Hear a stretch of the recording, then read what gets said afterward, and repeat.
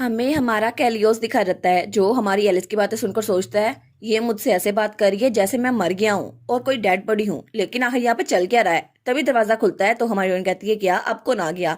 तो वहां पर वही मेड थी मैरिस, उसके हाथ में पानी और कपड़ा था। वो कहती है क्या अभी मैंने सुबह तो मुंह धोया था, तुम दोबारा ले आई हो। तो वो कहती है नहीं नहीं ये आपके लिए नहीं है। तो हमारी हीरोइन कहती है क्या मेरे लिए है, फिर किसके लिए है। तो वो कहती है ये पानी और कपड़ा मैं इसलिए लेके आई हूँ ताकि हम ड्यूक की बॉडी को साफ कर सकें, और वैसे भी वो खुद नहा नहीं सकते इसलिए हमें ये करना पड़ता है। तो वो कहती है क्या। तो एलिस शर्माते हुए सोचती है अच्छा तो ये काम करने के लिए मुझे मेरी मदर इन लॉ ने कहा था। और वो सोचती है क्या क्या क्या क्या उसकी बॉडी को वाइप करना है। तो फिर वो तो बिल्कुल पत्थर बन चुकी थी। तो मैरिस कहती है मैडम आप ठीक तो हैं। और फिर वो सोचती है अब इसको काम करना पड़ेगा एक सर्वेंट का, ये शॉकिंग होगा ना, अब ये मुझे जरूर जवाब देगी। तो हमारी हीरोइन का तो पूरा मुंह लाल हो गया था। वो कहती है मुझे इसकी बॉडी को वाइप करना होगा, लेकिन कैसे, वो तो ग्रोन अप है ना पूरा। तो फिर वो शर्माते हुए सोचती है मैं आखिर ऐसी चीज कैसे कर सकती हूँ। तो मैरिस कहती है देखो सही इसके एक्सप्रेशन, जैसे मैं पता नहीं इसको क्या करने को बोल रही हूँ। तो वो हमारे हीरो को देखती है और फिर उसकी बॉडी को देखकर कुछ ज्यादा ही शर्माने लग जाती है।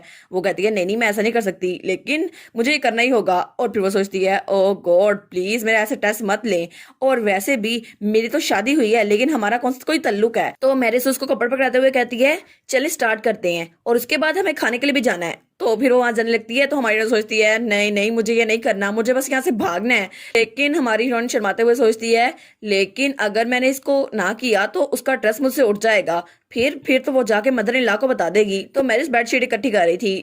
तो वो ड्यूक को देखती है। तो मैरिस ड्यूक के गर्दन पे हाथ रखती है। वो कहती है क्या। तो वो जल्दी से उसका हाथ पकड़ लेती है। वो कहती है तुम क्या कर रही हो। तो मैरिस कहती है क्या मतलब क्या कर रही हूँ, मैं उसको कपड़ों को थोड़ा अलग कर रही हूँ ताकि हम उसकी बॉडी को वाइप कर सकें। तो हमारी हीरोइन कहती है क्या नहीं तुम्हें ये करने की जरूरत नहीं है। तो हमारी हीरोइन सोचती है क्या ये सच में ठीक होगा कि मैं ये काम मिसिस क्विलन की मेड के साथ करूं, ये तो सब कुछ जाके उनको बता देगी ना, लेकिन मैं उनको ये करने नहीं दे सकती। तो फिर हमारी हीरोइन चिल्ला कहती है तुम बस जाओ ये खुद मैं कर लूंगी। तो वो कहती है क्या तुम ये करना चाहती थी। तो हमारी हीरोइन हंसते हुए कहती है बिल्कुल, मेरी मदर ने मुझे कहा ये करने के लिए तो मैं ये ऑफ कोर्स करूंगी। तो मैरिस कहती है ऑल राइट तुमने अब ये करना ही है तो चलो करो। और उसके बाद वहां चली गई थी। तो ड्यूक बेचारा वो सोचता है ये दोनों क्या कर रही हैं। तो हमारी हीरोइन वहां कपड़ा लेकर बैठी हुई थी। तो हमारी हीरोइन सोचती है ऐसा नहीं है मैं ऐसी रिस्पॉन्सिबिलिटी लेना चाहती हूँ, लेकिन मैंने झूठ बोला और फिर भी मुझे ये काम करना ही पड़ेगा, और वैसे भी अगर मैं इसकी देखभाल नहीं करूंगी तो इसकी स्किन डैमेज हो जाएगी, फिर तो ये जिंदा होकर भी जिंदा नहीं रहेगा, और नहाना तो बहुत ज्यादा जरूरी है। और फिर वो कहती है नहीं नहीं चलो मैं इमेजिन करती हूँ एक स्टैचू है, और जैसे किसी स्टैचू को साफ करते हैं ना मैं वैसे ही साफ करूंगी। और वो तो सीढ़ी लेके वहां खड़ी थी। वो कहती है मैं बस इसको क्लीन कर रही हूँ और कुछ नहीं, बस ये एक बीमार को क्लीन करने जैसा है। तो वो उसकी शर्ट पीछे करते हुए सोचती है चलो ठीक है मैं करती हूँ। और फिर वो पूरा इरादा कर लेती है। वो कहती है मैं तुम्हारी बॉडी की केयर करूंगी, और उसके बाद उसने काम स्टार्ट कर दिया था। तो वो ड्यूक को देखकर शर्माई जा रही थी। तो फिर वो सोचती है नहीं नहीं नहीं मुझे फोकस करना होगा, फोकस, मैं कुछ अजीब नहीं कर रही। तो तब उसने उसके हाथ भी साफ कर दिए थे। वो कहती है मैं किसी स्टैचू को साफ कर रही हूँ, वैसे भी मुझे शर्माने की जरूरत नहीं है। और फिर उसने उसकी कमर भी साफ की थी। वो कहती है स्टैचू, बिल्कुल ये एक स्टैचू ही है और कुछ नहीं। तो ड्यूक बेचारा वो सोचता है आखिर ये कर क्या रही है, और वो तो कुछ ज्यादा अनोय हो गया था। तो हमारी हीरोइन थका कर वहां बैठ जाती है। वो कहती है चलो मैंने ये काम कर दिया, अब तो बहुत ज्यादा क्लीन हो गया ये, देखो ना इसकी अपर बॉडी स्पार्क कर रही है, ये तो चमक रहा है। तो ड्यूक सोचता है तुम इसको क्लीनिंग कहती हो, ये तो मुझे स्टैचू कही जा रही थी। तो हमारी हीरोइन कहती है चलो बस बाकी का काम खत्म करती हूँ जल्दी से। लेकिन फिर वो कहती है नहीं नहीं मैं ये नहीं कर सकती, आखिर मैं कैसे कर सकती हूँ।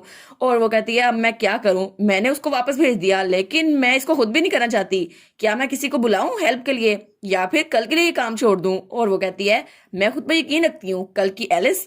और फिर वो कहती है लेकिन क्या मैं कल ये काम कर पाऊंगी। और वो तो और भी शर्माने लग जाती है और वो तो रोने वाली हो गई थी। वो कहती है तुमने ये क्या किया मिसेस क्विलन, मुझे ये क्यों ये काम दे दिया। और वो कहती है फिर भी मुझे फ्यूचर में तो इसकी देखभाल करनी है ना, तो अभी स्टार्ट करूंगी तो आगे से मुझे थोड़ी हेल्प होगी। वो कहती है बस मुझे क्लिनिक को फिनिश करना है।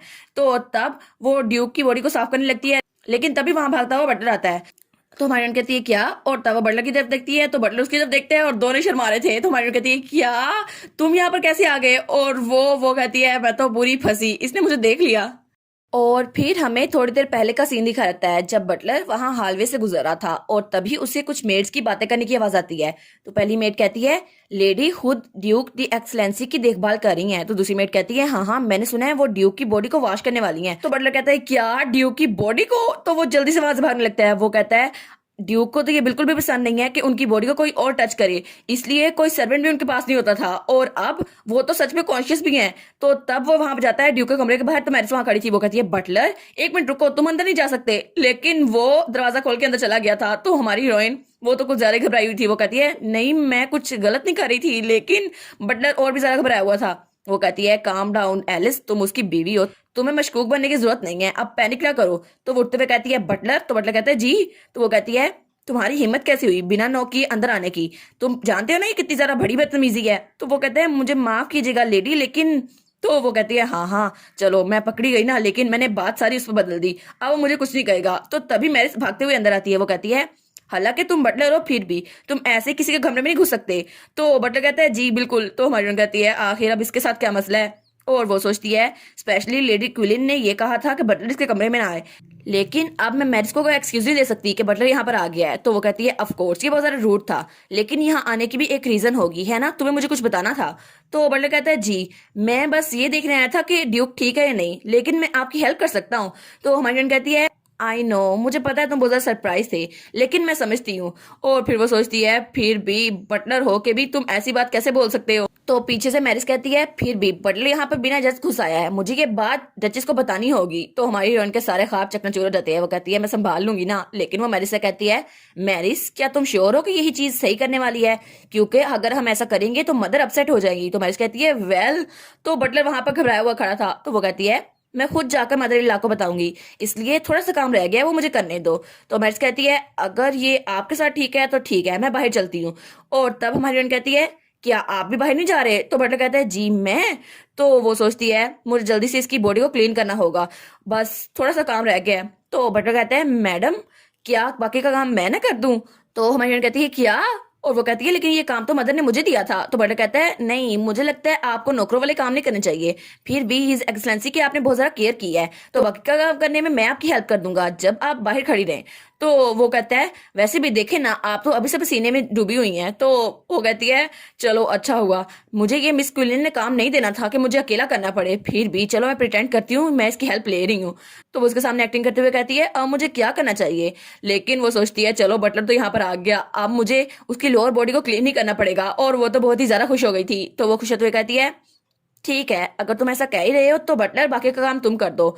और फिर उसको कपड़ा पर करते हुए कहती है हिज एक्सलेंसी आप भी, मुझे पता है आप दूसरों के साथ अनकंफर्टेबल हो जाते हैं, लेकिन फिर भी मैं बटलर को ये काम दे रही हूँ। तो बटलर कहता है क्या आप सच में यहाँ से जा रही हैं। वो कहती है हाँ हाँ बिल्कुल, हिज एक्सलेंसी की अपर बॉडी मैंने साफ कर दी है, तो मुझे यहाँ खड़े होने की जरूरत नहीं है, बाकी का काम तुम कर दो। तो फिर वो कहती है थैंक यू तुम्हारे हार्ड वर्क के लिए, और उसके बाद वहां चली जाती है। तो बटलर वहां पे खड़ा रह जाता है। वो कहता है क्या ऐसा क्यों लग रहा है कि वो भाग रही थी, लेकिन चलो मुझे लगता है मैं इमेजिन कर रहा था चीजें।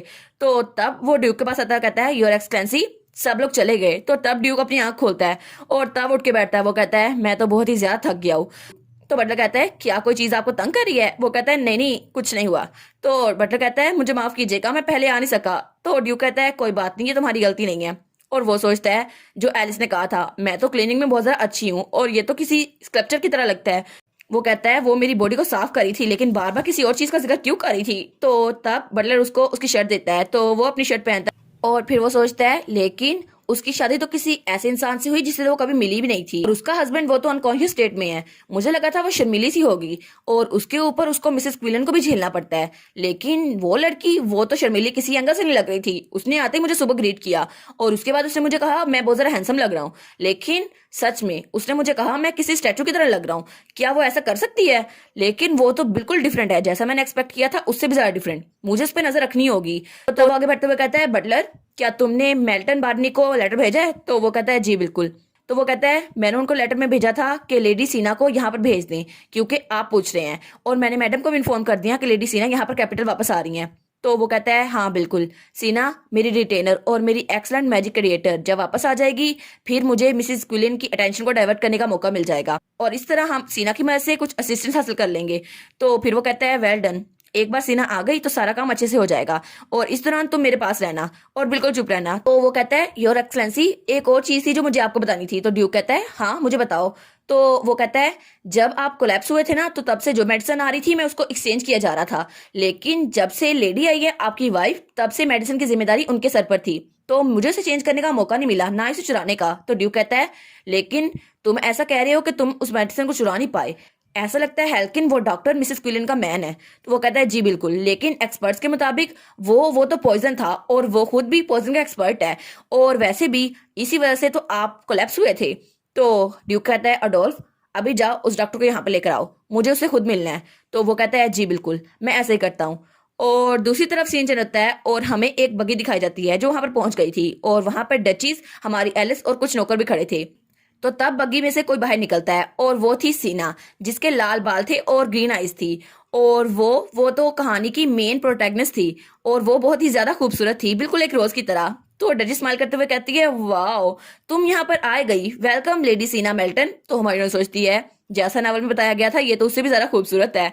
तो तब सीना उसको इग्नोर करके हमारी हीरोइन के पास आती है। वो कहती है आपसे मिलकर बहुत ज्यादा अच्छा लगा, मेरा नाम है सीना मेल्टन। डचिस आप कैसी हैं? तो हमारी हीरोइन कहती है क्या मैं?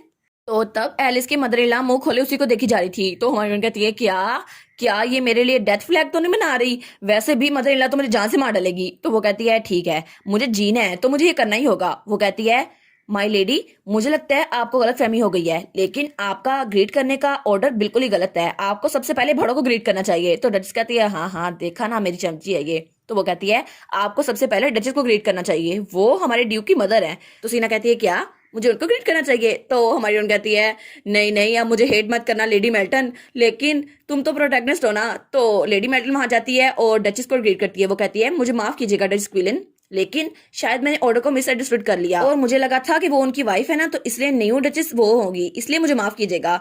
और वैसे भी अगर मैंने आपको किस तरह ऑफेंड किया तो प्लीज मैं माफी मांगती हूँ। तो हमारी नोज सोचती है ये तो ऐसे माफी मांग रही है, अगर मैं भी होती तो माफ कर देती, लेकिन ये तो अच्छी चीजें कह रही है। तो डचेस वो कहती है हाँ हाँ ठीक है, आप बिल्कुल ठीक कह रही है, मैं बिल्कुल ठीक हूँ। और फिर वो कहती है आप तो लंबे सफर से थक गई होंगी ना, तो प्लीज जाइए और थोड़ा सा रेस्ट कीजिए। और उसके बाद हमारी हीरोइन वापस से हमारे ड्यूक के पास आ गई थी। वो कहती है तो मुझे लगता है आज हम 2 बार मिले हैं, जब पहले मैं तुम्हारी बॉडी को वॉश करने आई थी और अब जब तुम्हें मेडिसिन देनी है। तो तब पीछे हेल्कन खड़ा था। वो कहता है क्या? तो वो कहता है यंग लेडी हिज एक्सलेंसी वो तो बहुत ज्यादा गहरी नींद में है, वो आपको नहीं सुन सकते। तो हमारी हीरोइन कहती है हाँ हाँ मुझे पता है, लेकिन फिर भी अगर हम किससे मिलते हैं तो उसे ग्रेट नहीं करते, तो मैं भी वही कर रही हूँ। तो डॉक्टर कहता है हाँ हाँ जैसा आप कहें। तो फिर वो कहती है इनका चेहरा तो बहुत ज्यादा चमक रहा है, शायद मैंने इनके चेहरे को अभी साफ किया था ना इसीलिए। तो डॉक्टर कहते हैं नहीं नहीं ये पॉसिबल नहीं है, अगर वो ऐसे लेटे हुए हैं ना तो उनकी कंडीशन रोज बरोज बिगड़ती जाएगी। वैसे भी वो मरे नहीं है, लेकिन स्लीप में उनका पॉइजन तो फिर भी पॉइजन है ना, और वैसे भी पॉइजन डायरेक्टली उसकी बॉडी को डिस्ट्रॉय कर रहा है, उनकी कंडीशन इंप्रूव नहीं हो सकती। तो हमारी कहती है क्या? लेकिन ये देखो सही कितना जरा हैंडसम है। तो फिर वो कहती है शायद ये इसलिए है क्योंकि मैंने होली पावर यूज की थी, लेकिन वो ये बात अपने दिमाग में सोचती है। तो तब वो डॉक्टर को बुला कहती है हेल्किन तुमने कहा था कोई भी चांस नहीं है कि ड्यूक की कंडीशन बेहतर हो सकती है, लेकिन क्या ये पॉसिबल है कि होली पावर यूज की जाए तो उनकी बॉडी से थोड़ा पेन या वाउंड हील हो जाए?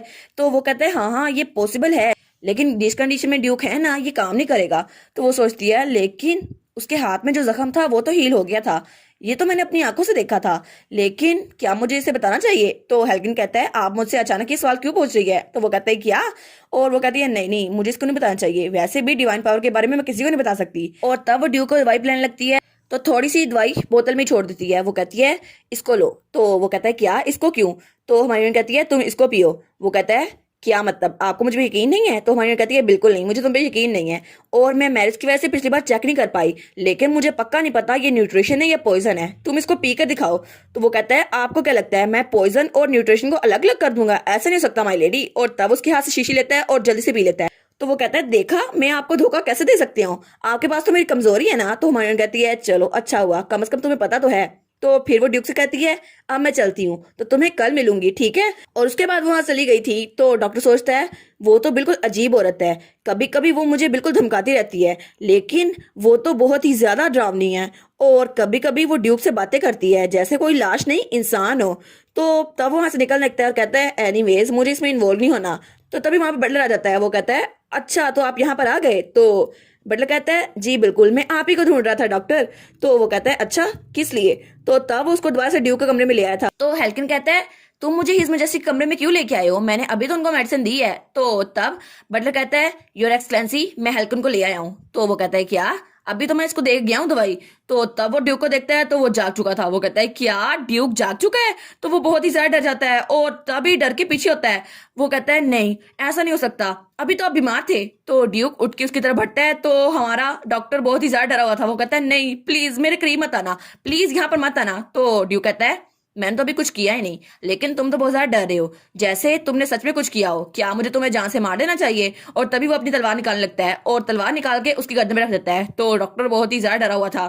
तो वो कहता है प्लीज मेरी जान छोड़ दें, प्लीज मुझे माफ कर दे योर एक्सलेंसी, ये सब मेरी गलती नहीं है, और प्लीज आप मेरी जान बख्श क्यों नहीं देते? तो ड्यूक कहता है वो इसलिए क्योंकि मुझे तुमसे कुछ पूछना है, तुम मुझे कुछ बताओगे और तुम इसे डिनाई नहीं करोगे।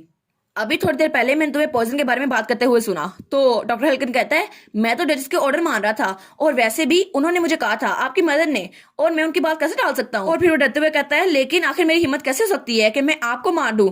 तो तब ड्यूक तो बहुत ही ज्यादा गुस्से में था और उसका ब्लैक लाइन तो उसके पीछे ही था। तो वो कहता है शायद ये सच भी हो, लेकिन इससे ये बात चेंज नहीं हो सकती कि तुमने मुझे पॉइजन दिया था।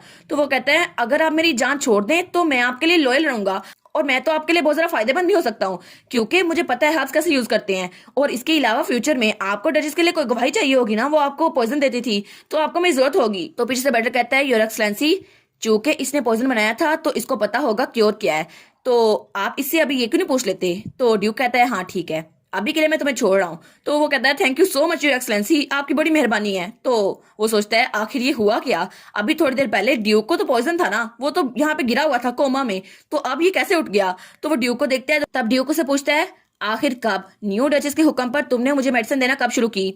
तो हेल्किन कहता है 4 दिन पहले। तो ड्यूक कहता है 4 दिन पहले? मैं तभी उठा था 4 दिन पहले, लेकिन क्या सच में वो मेडिसिन एक सिर्फ न्यूट्रेंट थी, कोई एंटीडोट नहीं था? तो वो कहता है जी बिल्कुल, वो सिर्फ एक न्यूट्रेंट था जिसकी कोई स्पेशल प्रॉपर्टीज नहीं थी, और डचेस ने मुझे कहा था कि उसको पॉइजन के साथ स्विच कर दूं, इसलिए मैंने ऐसा किया था। तो ड्यूक सोचता है लेकिन वो एलिस, उसकी शादी यहाँ पर हुई है बिना उसकी इजाजत के, और वो मेरी मदर को डिसोबे क्यों नहीं कर रही, और वो ही ऐसा क्यों कर रही है कि पॉइजन को बदल दे, वो भी एक न्यूट्रिएंट से? एलिस आखिर तुम करना क्या चाहती हो? क्या सच में तुम मेरी दोस्त हो या फिर मेरी दुश्मन?